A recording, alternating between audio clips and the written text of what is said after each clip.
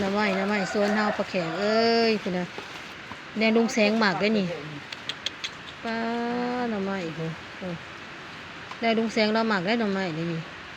แกงเนาะลุงแสงเนาะแกงใส่ก้นเลือดบ่ลุงแสงแกงใส่ดุงมือบ่ลุงแสงเราหมักได้นี่ลุงเราเอามาขายขายอยู่หน้าห้านปลาอึ่มนั่นละรถใหญ่ออกบ่ได้ฝนตกลิ้นลมเลื่อยหลายวันบ่เว้นบางโอ้นี่ใส่มอไซค์มาเลยนี่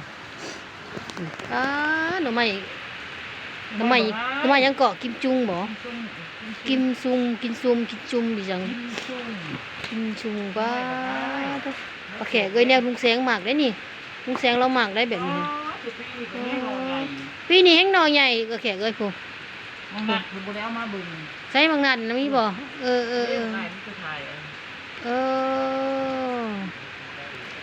นี่หน่อไม้ยังนี่แม่หน่อไม้โอ้คักหน่อไม้บงหน่อไม้เลี้ยงเนาะหน่อไม้บงหน่อไม้เลี้ยงเนาะบางนัดก็มีจังหวะแล้วไปมืดจะบอกจังหวะเอาไปหลายหน่อไม้ใหญ่น้ำเมฆบนเลยเด้อ